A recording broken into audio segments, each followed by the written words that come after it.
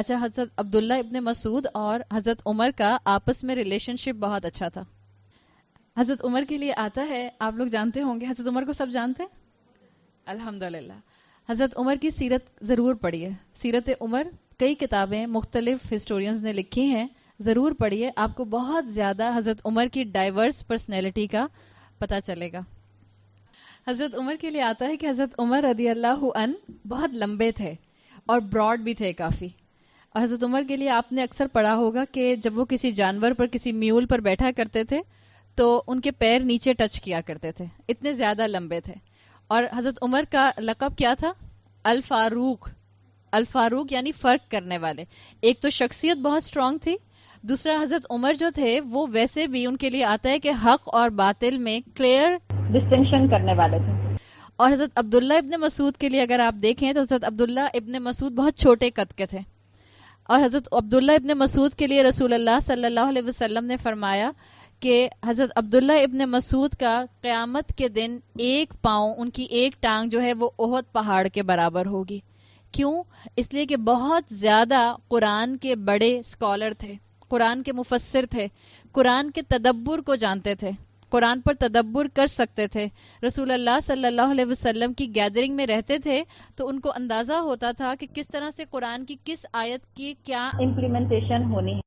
اچھا، اب حضرت عبداللہ ابن مسعود کے بارے میں جب پتا چلا حضرت عمر کو تو یہ قافلے میں گئے اور ان کو ڈھونڈ ڈھانڈ کے لے کر آ گئے اور ایک سائٹ پر جا کر ان کے ساتھ بیٹھ گئے. اب امیجن کریں ایک اتنا بڑا انسان بیٹھا ہے اور ایک چھوٹے قد کا انسان جو بیٹھا ہے، لیکن حضرت عمر ان سے سیکھتے رہے، ان سے پوچھتے رہے. اور جب آپ دونوں کی کانورسیشن ختم ہوئی تو حضرت عمر نے کہا باہر آ کے قافلے والوں سے، کنیفن بولیا علم، تمہارے پاس ایک ایسا برتن موجود ہے عبداللہ ابن مسعود کی شکل میں وچ از فل آف نالج. اتنا زیادہ ان کو قرآن کا علم تھا. اور آپ امیجن کریں کہ ایک حضرت عبداللہ ابن مسعود ہیں جس کا امپیکٹ پورے معاشرے پر آ رہا ہے، پوری سوسائٹی پر آ رہا ہے. اسکالر کہتے ہیں کہ ایک اسکالر کا، ایک جسٹ اسکالر کا ہونا، ایک پڑھے لکھے اسکالر کا ہونا کسی عوام کے اندر، معاشرے کے اندر، اس معاشرے کو امپیکٹ کرنے کے لیے کافی ہوتا ہے، اس معاشرے کے لوگوں کو قرآن کے ساتھ جوڑنے کے لیے کافی ہوتا ہے. عبداللہ ابن مسعود کو حضرت عمر نے کوفہ کا گورنر بنایا تھا، اور جب کوفہ کا گورنر بنا کر وہاں بھیجا تو کوفہ کو مشہور کر دیا گیا تھا مدینۃ القرآن کے نام سے. مدینہ ایک تو آپ جانتی ہیں مدینۃ المنورہ ہے، عربی زبان میں مدینہ کس کو کہتے ہیں؟ شہر کو کہتے ہیں. تو مدینۃ القرآن کیا ہوگا؟ قرآن کا شہر. یعنی جب عبداللہ ابن مسعود کوفہ گئے ہیں تو وہاں کے پورے شہر کو مدینۃ القرآن کہا جانے لگ گیا تھا. یعنی اتنا زیادہ لوگوں کے اندر علم آ گیا تھا. اور کوفہ وہ شہر ہے جہاں سے بہت اسکالرز بعد میں تاریخ کے اصلاح کے اندر آئے ہیں. یہ اس ایک شخص کی وجہ سے ہوا. کون سے وہ؟ عبداللہ ابن مسعود. اور کیوں ان کی وجہ سے اتنا اسٹرانگ امپیکٹ تھا؟ اس لیے کہ وہ واکنگ قرآن تھے، چلتا پھرتا قرآن تھے. ان کی گفتگو میں قرآن ہوتا تھا، ان کی ٹرمینالوجی میں قرآن ہوتا تھا، ان کی نصیحت میں قرآن ہوتا تھا. وہ قرآن کو صرف عبادت کی فارم میں صرف جائے پر بیٹھ کے یا قرآن کی تلاوت کے وقت نہیں محسوس کیا کرتے تھے، وہ قرآن کو عام زندگی میں ریلیٹ کیا کرتے تھے. یہ خوبصورتی آپ کو نظر آتی ہے. عبداللہ ابن مسعود کے لیے رسول اللہ صلی اللہ علیہ وسلم نے فرمایا تھا من اراد یسمع القرآن ردا طریا کما انزل، تم میں سے جو چاہے کہ وہ قرآن کو ایسے سنے جیسا کہ فریش تازہ قرآن نازل ہوا ہے تو وہ عبداللہ ابن مسعود کی تلاوت سن لے. یعنی صرف اور صرف قرآن کا فہم نہیں تھا ان کے پاس، صرف قرآن کی انڈرسٹینڈنگ نہیں تھی، تلاوت بھی بہت خوبصورت کیا کرتے تھے. اور ایسی خوبصورت تلاوت کرتے تھے کہ اللہ کے رسول نے ان کے لیے کہا تھا کہ جب وہ تلاوت کرتے ہیں تو ایسے لگتا ہے کہ جیسے ابھی پورے کا پورا قرآن جو ہے وہ نازل ہوا ہے. تو یہ خوبصورتی ہے صحابہ کی، یہ خوبصورتی ہے ہر اس انسان کی جو اپنی زندگی کے اندر قرآن کو شامل کر لے گا. اور یہ آپ کا اور میرا ڈیکلیریشن ہے کہ آپ اور میں اپنی زندگی میں قرآن کو شامل کرنے والے ہیں. آپ نے جب پڑھا لا الہ الا اللہ محمد رسول اللہ، جب آپ صبح شام کی دعائیں پڑھتی ہیں آپ وہاں اوپن ڈیکلیریشن کرتی ہیں رضیت باللہ ربا وبالاسلام دینا وبمحمد النبی. ہم یہ خود دعا کرتے ہیں اور یہ اوپن ڈیکلیریشن کہ میں راضی ہو گئی اس بات پر، یعنی میرا ٹرسٹ ہے اس بات پر کہ میری زندگی میں خوشی آئے گی یا غم آئے گی، یا غم آئے گا، کس کی طرف سے آئے گا؟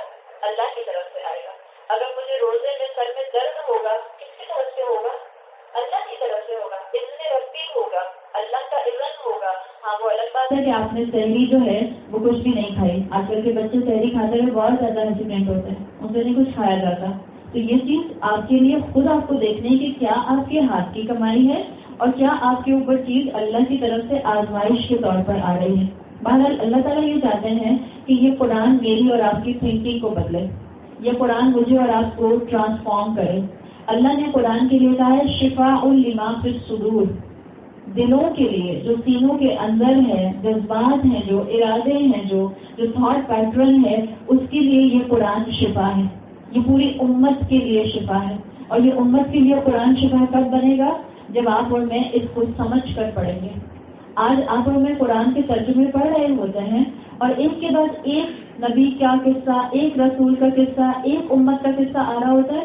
ایک لیول ایسا آتا ہے کہ جب آپ اتنا زیادہ قرآن سنتے ہیں تو آپ کو لگتا ہے آپ کوئی فکشنل اسٹوری جو ہے وہ سن رہے ہیں، آپ کوئی ہسٹوریکل فگر جو ہے، آپ کوئی ہسٹری اس کی بات سن رہے ہیں. اور اچھا موسیٰ علیہ السلام کے ٹائم پہ یہ ہوا، عیسیٰ علیہ السلام کے ٹائم پر یہ ہوا، نوح علیہ السلام کی قوم کے ساتھ یہ ہوا. قرآن فکشنل اسٹوریز نہیں سناتا. قرآن مجھے اور آپ کو ایک ایک آیت کے ساتھ لنک کرنا چاہتا ہے. قرآن چاہتا ہے کہ میں ہر آیت کے معجزے کو محسوس کروں اور ہر آیت مجھے پرسنلائز لیٹر کی طرح محسوس ہو. جیسے مثال کے طور پہ آپ جس وقت قرآن کھولیں آپ کو لگے کہ اس میں آپ کو آپ کے مسئلے کا حل مل گیا ہے. اور یہ ہوتا ہے اللہ کے اوپر مکمل توکل. مثال کے طور پر ایک چھوٹی سی بات، جیسے آپ قرآن کے اندر یوسف علیہ السلام کا قصہ پڑھتے ہیں. سب سے زیادہ جو مختلف انبیاء کے قصے آئے ہیں اس میں سب سے زیادہ انٹرسٹڈ قصہ جو لگتا ہے وہ موسیٰ یوسف علیہ السلام کا لگتا ہے. ایک پورا فلو چلتا ہے کہانی کی طرح، اس لیے کہ موسیٰ علیہ السلام کا قصہ کئی مرتبہ آیا، عیسیٰ علیہ السلام کی بات کئی مرتبہ آتی ہے. یوسف علیہ السلام کا ذکر کانسنٹریٹڈلی 12ویں اور 13ویں پارے میں سورہ یوسف میں آتا ہے. آپ اللہ کا کمال دیکھیں، اگر آپ کبھی یوسف علیہ السلام کا قصہ اولڈ ٹیسٹمنٹ میں پڑھیں، انجیل میں، بائبل میں پڑھیں. لیکن بائبل پڑھنا منع نہیں ہے، ایز لانگ ایز کہ آپ کے اپنے جو تھاٹ پیٹرن ہے، جو آپ کے اپنے عقیدہ ہے، جو آپ کا اپنا کریڈ ہے وہ بہت مضبوط ہے، آپ خود متقی ہیں. اگر آپ اولڈ ٹیسٹمنٹ کو پڑھیں تو اس میں جو یوسف علیہ السلام کا قصہ آتا ہے اس میں اتنے نام ہیں کہ آپ ناموں میں الجھ کے رہ جاتے ہیں. کون کس کا بیٹا تھا، کون کس کی بیٹی تھی، کون کس کا جو تھا وہ گرینڈ فادر تھا، اور وہ پورے کے پورے ناموں کے ساتھ لمبی اسٹوری چلتی ہے کہ آپ ڈسٹریکٹ ہو جاتے ہیں. آپ قرآن میں سورہ یوسف پڑھتے ہیں، آپ کسی بچے کو بھی سورہ یوسف سنائیں ترجمے کے ساتھ، عربی نہیں کہہ رہے. مثال کے طور پہ آپ کی بیٹی ہے 13 سال کی، آپ اس کو سورہ یوسف کا ترجمہ سناتے ہیں.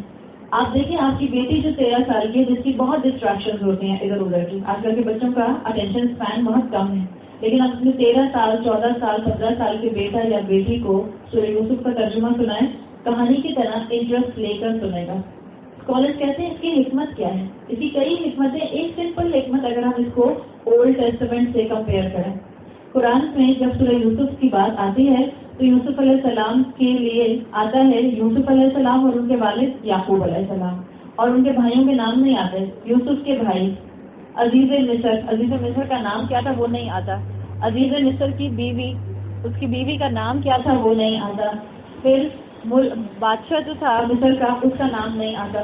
تو ناموں کو اومیٹ کر دیا گیا اور مین جو اسٹریم تھی اس کو واضح کر دیا گیا تاکہ کانسنٹریشن کس چیز پر رہے، اس چیز پر کہ اللہ کیا بتانا چاہ رہا ہے.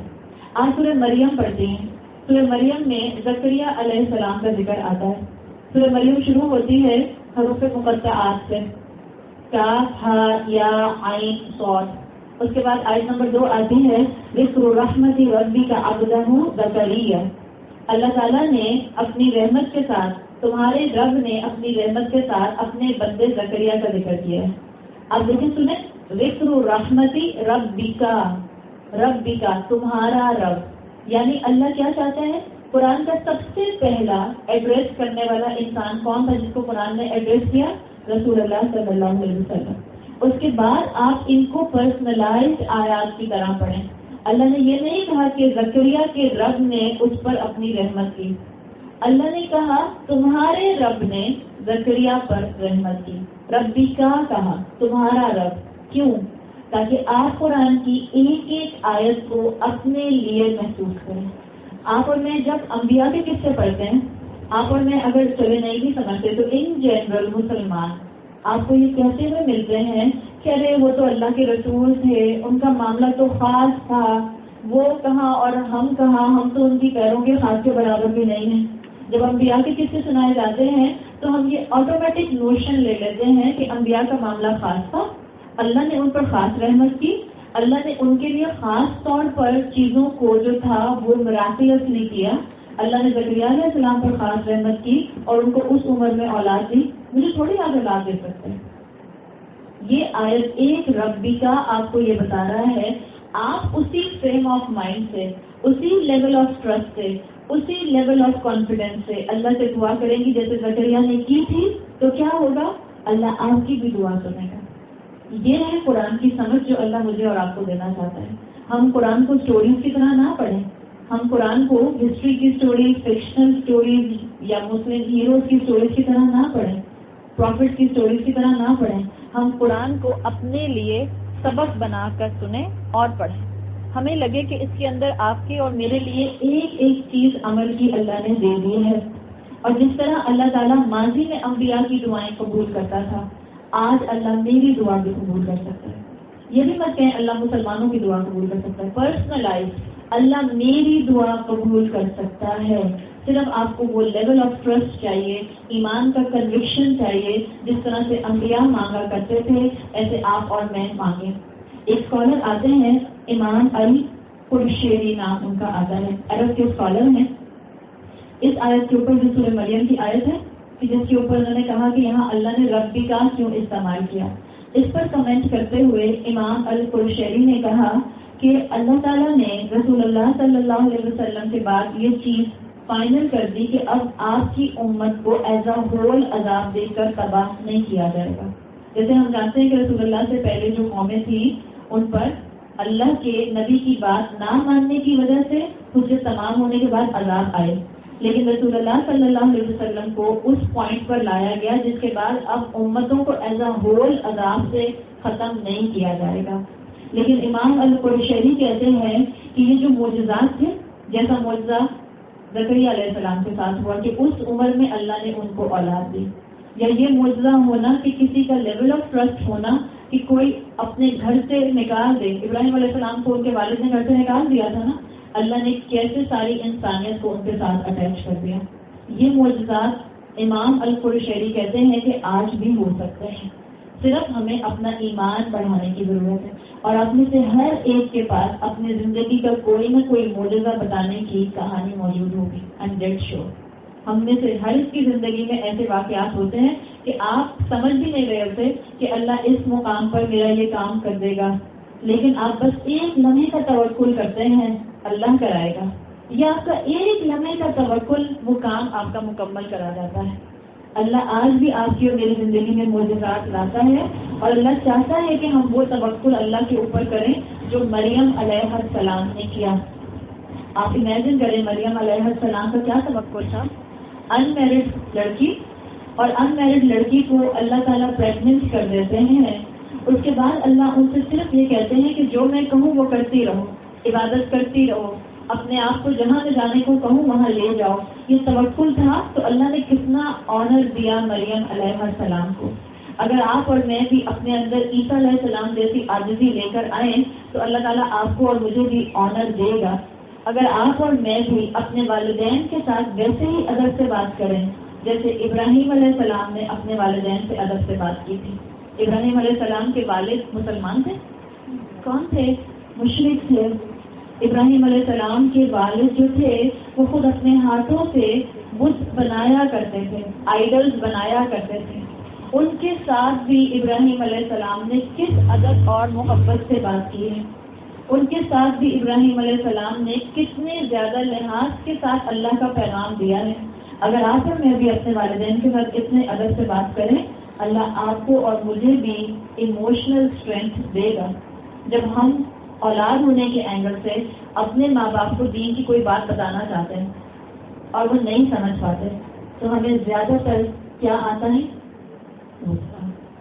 بہت غصہ آتا ہے, بہت زیادہ غصہ آتا ہے. ماں باپ کے اوپر غصہ کرنے کی آپ کو اور مجھے کسی بھی طرح سے کوئی اتھارٹی نہیں دی گئی. یاد رکھیں, ایک ماں باپ کا رشتہ, اور ماں باپ میں شوہر کے ماں باپ بھی آ جاتے ہیں, ساس سسر بھی آ جاتے ہیں, اپنے ماں باپ بھی اور شوہر کے ماں باپ بھی, اور آپ کے شوہر. ان رشتوں کو تربیت کرنے کی ذمہ داری آپ کی اور میری نہیں. آپ ان پر کنوے کر سکتے ہیں, آپ ان کی تربیت نہیں کر سکتے. تربیت میں بار بار کہا جاتا ہے. آپ اپنی اولاد کی تربیت کر سکتے ہیں, آپ اپنی چھوٹی بہن کی یا اپنی بڑی بہن کی یا بڑے بھائی کی یا ہو سکتا ہے چھوٹے بھائی کی تربیت کر سکتے ہیں. آپ والدین کی اور شوہر کی تربیت نہیں کر سکتے. محبت سے بات کنوے کر سکتے ہیں. اور اگر اللہ تعالیٰ نے آپ کو دین پر عمل کرنے کی وجہ سے آپ کو ایموشنلی ماں باپ سے دور کیا ہے, ایسا ہوتا ہے کہ ماں باپ کبھی کبھی ایسی اولاد سے تھوڑا ایموشنلی دور ہو جاتے ہیں جو بظاہر ان کے مطابق ان کے طریقوں کو چھوڑ کر نئے طریقے اپنا رہی ہوتی ہے, حالانکہ وہ اولاد سنتوں پر عمل کر رہی ہوتی ہے. اگر آپ کو ایموشنلی ماں باپ سے ڈیٹیچمنٹ ہوگی لیکن ایمان اللہ پر ہوگا, اللہ آپ کو ایموشنل اسٹرینتھ دے گا. اللہ آپ کو اور ایسے لوگوں سے جوڑ دے گا جو آپ کو ایسا ایموشنلی اسٹرینتھ دیں گے کہ آپ عمل میں 2 قدم اور آگے جاتی جائیں گی. تو یہ اللہ تعالیٰ نے مجھے اور آپ کو جو قصے بتائے ہیں, یہ اللہ نے بتائے ہیں تاکہ ہم اس کو اپنے ساتھ اپنی زندگی پر اپلائی کر سکیں, تاکہ ہمارے دلوں کے تالے کھل سکیں اور ہم قرآن پر غور کر سکیں. کون قرآن کے قصے کو کہانی نہیں سمجھے گا؟ جو قرآن پر غور کرے گا, جو قرآن پر فکر کرے گا, جو قرآن کی ایک آیت سے اس وقت تک نہیں ہٹے گا جب تک کہ وہ آیت اس کو کسی حد تک سمجھنا آ جائے اور وہ اس کے عمل میں شامل نہ ہو جائے. پھر محمد کی آیت یاد کر لیں جو ہم نے اس رمضان سے اپنے ساتھ ساتھ لے کر چلنی ہے. افلا یتدبرون القرآن, کیا یہ قرآن پر تدبر نہیں کرتے؟ ام علی قلوب اقفالها, اللہ نے کہا کیا ان کے دلوں پر تالے پڑے ہوئے ہیں؟ کون سے تالے پڑے ہوئے ہیں؟ مثال کے طور پر اگر میں قرآن کے بارے میں یا ہم قرآن کے بارے میں آیات پڑھ کر سرفیس کو دیکھتے ہیں اور ہم اس کے ان ڈیپتھ میننگ کو نہیں سمجھتے, تو بتائیں کون سے تالے ہیں ہمارے دلوں کے اوپر؟ کبھی سوچیں, تدبر کرنا چاہ رہے ہیں نا, ہم قرآن کو سمجھنا چاہ رہے ہیں, تو یہ بتائیں کہ ہمارے دلوں پر کون سے تالے پڑے ہوئے ہیں جو ہمیں قرآن پر فکر نہیں کرنے دیتے؟ کسی کے ذہن میں کوئی تالے آتے ہیں؟ غفلت ہے, اور سوشل ٹائز ہیں, اور دنیا کی محبت ہے, سوشل ٹائز ہیں, غفلت ہے. بچوں کوئی مووی ہے نہیں؟ کوئی سنگر ہے نہیں؟ اگر آپ نے اپنے تالے تلاش کرنے ہیں تو سب سے بڑا تالا جو ہے وہ گناہ کا تالا ہے. آپ اور میں قرآن پڑھنے کے باوجود اپنی زندگیوں سے گناہوں کو دور کرنے کی کوشش نہیں کریں گے تو یاد رکھیں اس دل پر تالا پڑ جائے گا, یہ دل بند ہو جائے گا, اور جس دل میں تالا ہوتا ہے وہ دل پھر ہدایت کی طرف نہیں آ پاتا. ایک اسکالر آتے ہیں, بہت بڑے قرآن کے مفسر, مجاہد ابن جبر, شاید آپ نے نام سنا ہو. مجاہد ابن جبر رحمۃ اللہ علیہ, انہوں نے یہ بتایا کہ دل جو ہے اس پر تالا کیسے پڑتا ہے. انہوں نے اپنے ہاتھ سے اشارہ کیا, جیسے آپ کا میرا ہاتھ ہے, انہوں نے اپنے ہاتھ سے اشارہ کیا کہ آپ ایک گناہ کرتے ہیں تو ایک آپ کا دل کا کوئی وائر بند ہو جاتا ہے, پھر ایک اور گناہ کرتے ہیں تو ایک اور بند ہو جاتا ہے, ایک اور کرتے ہیں تو ایک اور بند ہو جاتا ہے, ایک اور کرتے ہیں تو ایک اور پھر ایک اور گناہ کرتے ہیں تو یہ بند ہو جاتا ہے. اب یہ بند ہو گیا, یہ ہے دل پر تالا پڑ جانا, یہ دل بند ہے. اور دل بند ہونے کا مطلب یہ نہیں ہے کہ یہ دل بند والے لوگ قرآن نہیں پڑھتے. اللہ نے یہ نہیں کہا افلا یقرؤون القرآن, کیا تم لوگ قرآن نہیں پڑھتے؟ یہ تو نہیں کہا اللہ نے. کیا کہا؟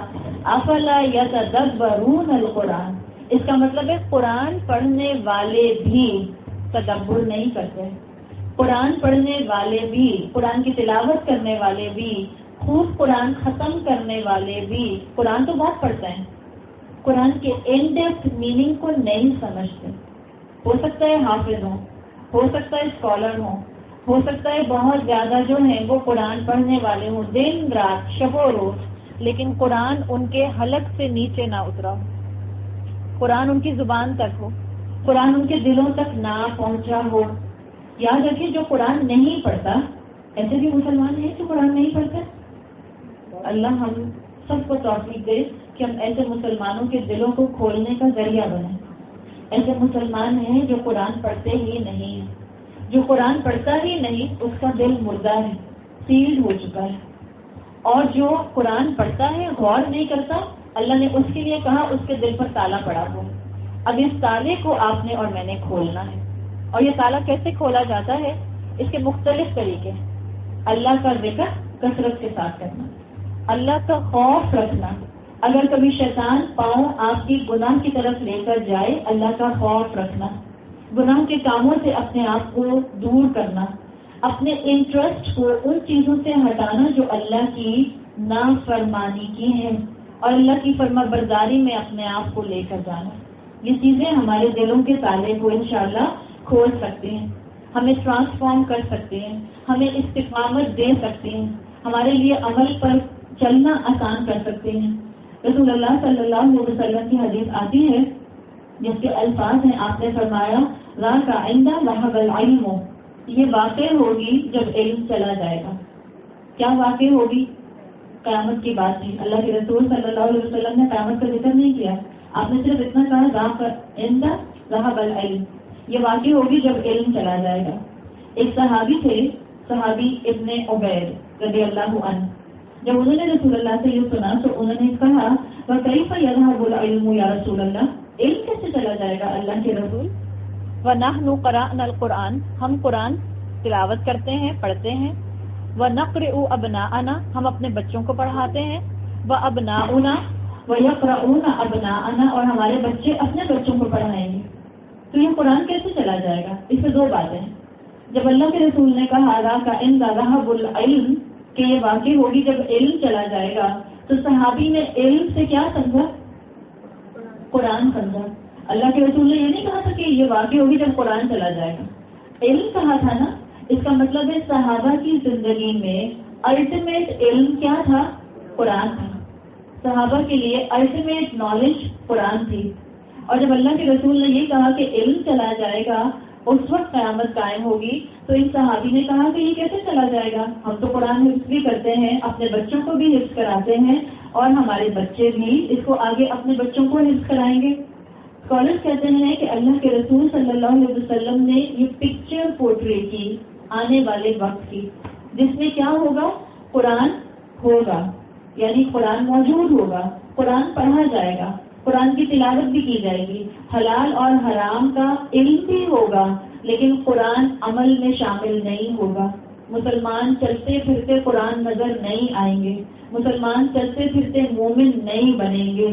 یہ اللہ تعالیٰ نے نشاندہی کی تھی کہ اس وقت جس دور میں قیامت آنے والی ہوگی، اس وقت مسلمان تو ہوں گے، مجاہد نہیں ہوں گے، اللہ کے راستے میں عمل کرنے والے نہیں ہوں گے، استقامت رکھنے والے لوگ نہیں ہوں گے. اس کی طرف اللہ کے رسول نے اشارہ کیا تھا. اب جس دور میں آپ اور میں رہتے ہیں، ہمیں جو چیز قرآن پر غور و فکر کرنے سے، اور ایسا غور و فکر کرنے سے جو ہمیں علم کو آنے کے بعد عمل پر لے آئے، جو ہمیں سب سے بڑی رکاوٹ بنتی ہے، وہ ہماری انٹلیکچوئل ریکوائرمنٹ جو ہے وہ ہے. یعنی وہ سمجھے ہمارا انٹلیکچوئل لاک ہے. ہماری عقل ہمیں علم میں عمل کے اندر آگے بڑھنے نہیں دیتی. یہ چیز ہے جس کو ہم نے بیک برنر پر رکھا ہوا ہے کہ ہم اپنی عقل کو آگے لے آتے ہیں، اور جو چیز ہماری عقل پروف نہیں کرتی اس کو ہم کہتے ہیں کہ دیکھیں یہ 21ویں صدی میں قرآن کا علم عمل میں نہیں آ سکتا، یہ ممکن نہیں ہے. جو چیز ہمیں انسپائر نہیں کرتی اسلام کی یا حدیث کی یا کسی شریعت کے حکم کی، ہم اس کو پیچھے چھوڑ دیتے ہیں. ہم سے پہلے ایک قوم آئی تھی جس کو اللہ نے دنیا کی امامت دی تھی. وہ کون سی قوم تھی؟ بنی اسرائیل.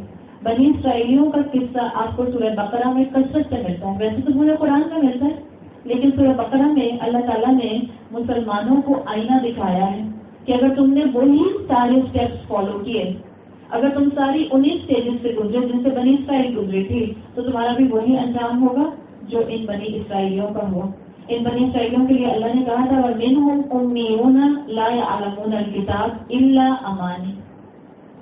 ان میں لوگ ہیں جو قرآن کو کیسے پڑھتے ہیں؟ اپنی وشفل تھنکنگ کے مطابق، جیسا چاہتے ہیں قرآن سے ویسا حکم نکال لیتے ہیں۔ کیا آپ کو آج ایک ہی قرآن کو استعمال کرتے ہوئے لوگ جو مختلف رولز ڈرائیو کرتے ہوئے نظر نہیں آتے ہیں؟ قرآن میں آتا ہے یضل بہ کثیرا ویہدی بہ کثیرا، اسی سے اللہ بعض کو ہدایت دیتا ہے اور اسی سے اللہ بعض کو گمراہ کر دیتا ہے۔ تو جب قرآن کے سامنے بیٹھیں خاص دعا کریں کہ اللہ مجھے حق کو ایبزارب کرنے والا بنا، اللہ مجھے حق کو عمل میں لانے والا بنا۔ اور اللہ تعالیٰ نے بنی اسرائیل کو خاص طور پر کرٹیسائز کیا ہے، جو آج آپ پر اور مجھ پر بالکل پرفیکٹلی فٹ آتا ہے۔ اللہ نے بنی اسرائیلوں سے کہا تھا افتؤمنون ببعض الکتاب وتکفرون ببعض، تم قرآن کے ایک حصے پر ایمان لاتے ہو، اپنی کتاب کے ایک حصے پر ایمان لاتے ہو اور ایک حصے کا انکار کر دیتے ہو۔ اور اللہ نے آگے اس آیت میں بہت سخت بات کہی تھی، اللہ نے کہا فما جزاء من یفعل ذلک، کیا جزا ہے اس کی، کیا ریوارڈ ہے اس کے لیے جو یہ کرے، منکم تم میں سے، الا خزی فی الحیات الدنیا، دنیا میں اس کو صرف اور صرف کیا ملے گا؟ رسوائی، ویوم القیامۃ یردون الی اشد العذاب، اور آخرت میں وہ کس کی طرف دھکیل دیے جائیں گے؟ عذاب کی طرف۔ اللہ تعالیٰ آج مسلمانوں کو یہ تصویر دکھا رہا ہے، کیا آج مسلمان اوور آل دنیا میں رسوائی پر ہیں؟ جتنا مسلمانوں کو آج کل ٹارگیٹ کیا جاتا ہے خبروں کے اندر، میڈیا کے اندر، بلیٹنز کے اندر، نیوز پیپر کے اندر، آرٹیکلز کے اندر، بلاگز کے اندر، اس سے پہلے مسلمان کبھی اتنے ٹارگیٹڈ نہیں تھے، اس لیے کہ ہم مسلمان قرآن صرف تلاوت کی حد تک کرتے ہیں، قرآن صرف سرفیس تک ہمارے ہاتھوں میں ہے، ہم اس کی ڈیپتھ میں جانے کی کوشش نہیں کرتے، اپنی زندگیوں سے ہم وقت نہیں نکال رہے کہ ہم قرآن کی ڈیپتھ میں جا کے قرآن کو اپنے اوپر امپلیمنٹ کرنے کی اسٹرینتھ حاصل کریں، ہمیں اس کی آج ضرورت ہے۔ اور یہ جو آتا ہے نا کہ بعض قرآن کے حصے پر عمل کرنا اور بعض کو چھوڑ دینا، اسکالرز اس کو کفر کہتے ہیں التدرج بالکفر، یعنی گریجولی کفر کی طرف موو کرنا، گریجولی اپنے آپ کو ڈس بلیور بننے کی طرف لے کر جانا۔ پہلا اسٹیپ کیا ہوتا ہے؟ اپنی مرضی کے احکامات پر عمل کرنا۔ نماز پڑھنا آسان ہے تو نماز پڑھ لی، روزہ رکھنا آسان ہے تو روزہ رکھ لیا، زکوٰۃ دینی بہت سے مردوں کو مشکل لگتی ہے تو زکوٰۃ دینے میں ڈنڈی مارتے ہیں۔ آج مسلمان امت صحیح جذبے کے ساتھ اور صحیح کوانٹٹی میں زکوٰۃ نہیں نکالتی، یہ حقیقت ہے۔ اگر مسلمان صحیح طرح سے زکوٰۃ نکالیں تو آج کا کتنا بڑا طبقہ جو پسا ہوا ہے، جو ڈاؤن ٹراڈن ہے، وہ اپلفٹ ہو سکتا ہے، نہیں نکالتے۔ ہم مسلمان خواتین، ہمیں ذکر کرنا آسان لگتا ہے، ہم ذکر کر لیتے ہیں۔ ہاں، جو اللہ نے ایک پروٹوکال دیا ہے کہ جب تم اپنے گھروں سے نکلو تو کیسے نکلو، مشکل لگتا ہے تو چھوڑ دیتے ہیں۔ یہ تدرج بالکفر کی پہلی اسٹیج ہے، اپنی مرضی کا دین اپنانا، اپنی مرضی کے دین پر عمل کرنا، اپنی مرضی کے احکامات کو اڈاپٹ کرنا اور باقیوں کو ریجیکٹ کر دینا۔ یہی چیز پھر انسان کو وشفل تھنکنگ کی طرف لے کر جاتی ہے۔ وشفل تھنکنگ کیا؟ ہاں، اللہ اتنی پیٹی چیزوں پر تھوڑی پکڑے گا۔ کیا ہو گیا اگر میں امی سے پوچھ کے نیو پلیکس چلی گئی تھی مووی دیکھنے کے لیے، اللہ تھوڑی اتنی چھوٹی بات پہ پکڑے گا۔ میں رمضان میں 30 روزے رکھ کے اللہ سے خوب معافی مانگ لوں گی اور اس کے بعد چاند رات میں اپنی اماں سے کہوں گی اماں پھر بھیج دیں مجھے نیو پلیکس، اس لیے کہ میری ساری فرینڈس آ رہی ہیں۔ اپنی وشفل تھنکنگ ہے یہ، اور کچھ نہیں ہے۔ اور پھر جب انسان وشفل تھنکنگ میں جاتا ہے تو قرآن کے میجر احکامات کو نیگلیکٹ کرتا ہے، اور جب میجر احکامات کو نیگلیکٹ کرتا ہے تو کفر کے